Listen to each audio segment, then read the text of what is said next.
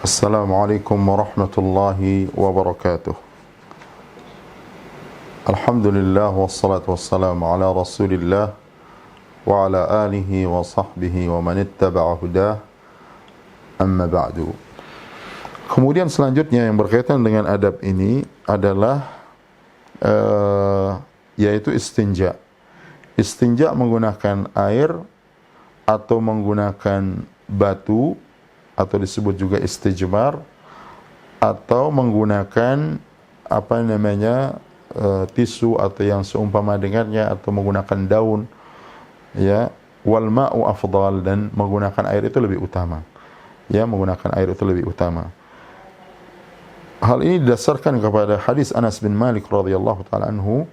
Beliau mengatakan seperti yang diriwayatkan oleh Imam Bukhari dan Imam Muslim, kana Rasulullah sallallahu alaihi wasallam yadkhulul qala'a, adalah Rasulullah SAW masuk ke tempat qada hajat, fa ahmilu ana wa ghulamun nahwi idawatan min ma'in.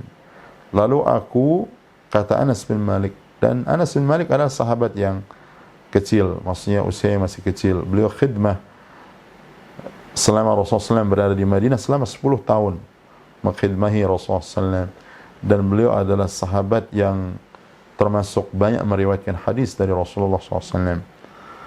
Beliau mengatakan, fa'ahmilu ana wa ghulamun nahwi, lalu aku dan ada anak laki-laki yang lain membawakan bagi Nabi Muhammad SAW satu ember, yaitu dari air. Artinya seusia beliau, yang bersama beliau itu, wa'anazah, yaitu tongkat atau tombak kecil yang beliau berpegang, ya, berpegang di anazah atau tongkat tersebut. Fayastanji bil ma, lalu kemudian Rasulullah SAW beristinja menggunakan air. Dan ini menunjukkan bahwasanya beliau beristinja dengan menggunakan air. Kemudian dalil tentang disyariatkannya beristinja juga menggunakan batu atau selainnya yang dipergunakan, kecuali beberapa hal yang dilarang seperti kotoran atau menggunakan tulang, ya, dan itu insyaallah akan kita sebutkan. Maka dia boleh melakukan dengan batu, didasarkan kepada hadis Ummul Mukminin Aisyah radhiyallahu taala anha, bahwasanya beliau mengatakan bahwasanya Rasulullah SAW bersabda, "Idza dhahaba ahadukum ilal ghaiti", kalau salah seorang kalian mau melakukan qada hajat, falyadhhab ma'ahu bi thalathati ahjarin, maka hendaklah dia membawa bersama dia ketika mau qada hajat itu 3 batu. Falyastatib biha, dan hendaklah dia bersuci dengannya. Fa innaha tujzi'u anhu, maka itu mencukupi dia untuk bersuci dengannya. Nah, kemudian menggunakan tisu yang kering dan yang semisal dengannya, itu sama seperti menggunakan 3 bebatuan itu. Dan yang paling utama tentu menggunakan air, seperti disebutkan di dalam hadis yang kita sebutkan. Kemudian ada warid dari Imam Malik di kitab Muwatta. Beliau membawakan di kitab Muwatta Imam Malik dengan sanad yang sahih dari Sa'id bin Musayyib, salah seorang ulama tabi'in di Madinah, bahwasanya beliau pernah ditanya tentang berwudu dari qada hajat atau karena qada hajat menggunakan air.